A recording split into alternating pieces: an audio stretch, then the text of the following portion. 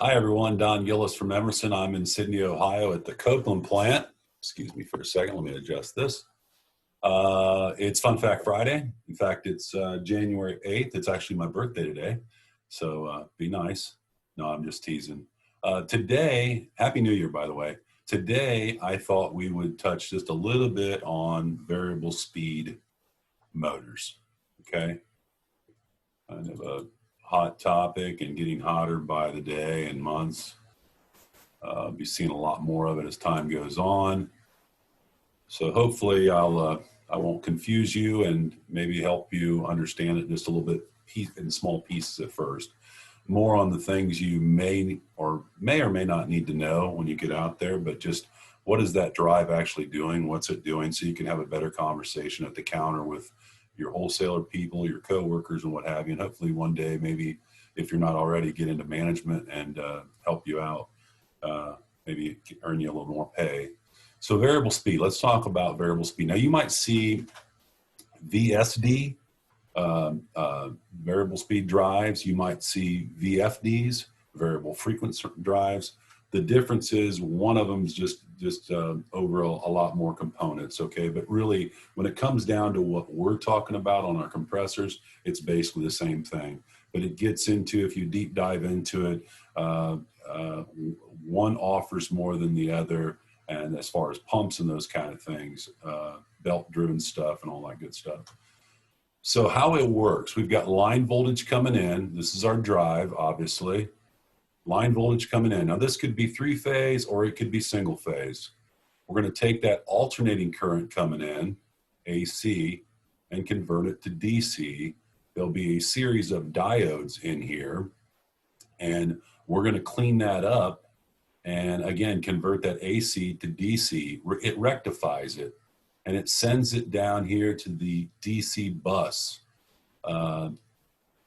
Think of this as a capacitor. All right, a series of capacitors. So we're holding that charge here. All right, we're also cleaning it up. Think of it as a filter right here. This is almost like a check valve. This is a filter. All right, it cleans it up. It also helps to prevent that inrush current. Okay, so it cleans and storages and helps prevent that inrush current. All right, we then take that DC and move it on down to here to the inverter. All right, and we use pulse width modulation. All right, and what that does is, by using pulse width modulation, we're almost like we're clicking switches on and off, and by doing that, we're making DC current look like AC current to our AC motor. All right, and now when I said it, when it comes in, it could be three-phase or single-phase. When it leaves the drive, it will always be three-phase, or at least in our conversations with the Copeland product or Emerson products, okay?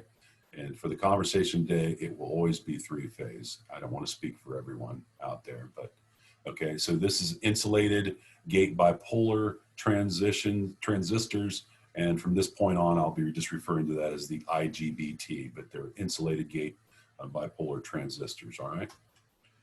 Now, taking with what I said earlier, AC block over here, changing it to DC, we've got our sine wave here, okay, positive going to negative, all right? And then we have our DC bus. This is making it less erratic, if you will. You can see that right there. That's this. Frequency equals sine waves per second. Today's VFDs are pulse width modulation style drives, as we talked about. And then we have our DC converted over to AC. This is our inverter. All right, this is what rectifies it. This is the inverter. We're leaving with the inverter, all right, heading into our motor. Now, when you see the graph like this, if you're in a classroom or you take a test or any kind of training, all this is telling you is the longer these lines are, is the longer those switches are staying on. So the quicker they switch off, the narrower these blocks are going to be, and your sine wave will be a lot closer to that midpoint, all right? If they stay on longer, your sine wave is going to get really deep, like this is over here, okay? So if you see a graph like this and it's really close and tight with little small increments of like little graphs, if you will, like bar graphs, that means it's operating a lot quicker. What it's doing is we're manipulating the hertz, okay? We might be going from 15 hertz to 120 hertz with the same motor by using that pulse width modulation. That's really what we're doing. We're ramping up that motor, and we're bringing that motor down, okay? That is a permanent magnetic brush DC motor is what I'm referring to when I say motor, all right? So here's those little switches we were talking about. Again, we've got input power, pardon me. We've got our rectifier circuit. Here's our fixed DC voltage. Again, think of this as capacitors. We're storing that power there for it. It's also cleaning that up, okay? And it sends it stable this way. Now, depending on, we have 6 here, okay? We have 6 of the inverter circuits, the 6 little insulated gate bipolar transistors, and they're gonna go on and off as needed.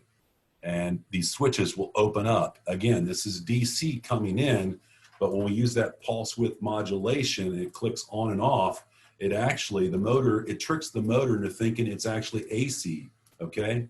Because it powers up one side, lets it go, powers up the other side, and sends the power in a different direction. So that's what they do to manipulate that, all right? DC filter, also known as the DC link or the DC bus, provides a smooth rectified DC voltage. Again, as if you haven't seen this enough, one more time. We've got the diodes here converting the AC to DC converter, AKA 3-phase power rectifier. We have the DC bus, simplified representation of the DC intermediate circuit, includes a filter, okay, before we send that to our DC AC. To inverter, the output transistors. This is a 3-phase variable frequency output. Again, this could be single phase coming in if that's the case. Newer VSDs have a variety of parameters that can be controlled by numbers programmed into a downloaded from another microprocessor controlled system such as a programmable controller. All VSDs operate in this 3-stage approach. So that's why I wanted to talk about this today, because once you understand this part of it, it stays pretty much the same. No matter what literature you read out there, it's always going to be, right now anyways, in today's market, the same, okay? And here's those blocks I was telling you about, okay? The wider they get, all right, the longer they're staying on, all right? And it's all about clicking those hertz, sending those hertz, those switches that we had in the graph earlier, all right, on and off. And the narrower this is the least time that it's staying on. And as unlike the line that's there now, the sine line here, it will be closer to this midline if they're clicking on and off faster, which means it has less hertz. So the final with some nicer pictures, I guess, 120 to 575 VAC grid power coming in, AC. It converts that AC to DC. Stage 1 is a rectification. DC at input voltage comes in, acting as a filter. Stage 2, referred to in the industry as a DC bus. It gets on the bus, it cleans it, it boosts it, 350 or 650 DC voltage, okay? Stage 3 is an inverter. It creates a false AC power controlled by switching, all right? And there's our sine line there, okay, heading to our compressor. Now, high-speed switching of DC power at different levels tricks the compressor to seeing AC power. Every VSD operates based on this 3-stage premises, okay? And that's all I've got for you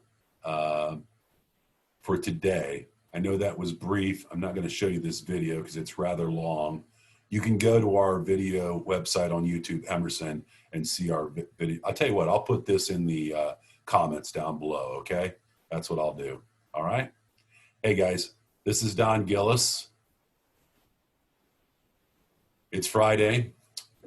I'm with Emerson. I'm in Sydney, Ohio at the Copeland plant. I want you all to be safe. If you're on call, make sure you get enough sleep, take care of yourself, eat right, rest up, especially in these times. If you're up north, northeast, we're getting that bad weather right now. It's cold and slippery out there. Be careful, always lock out, tag out, and whatever you learn, if you learn anything from me or anyone else, please, please, please share the knowledge, okay?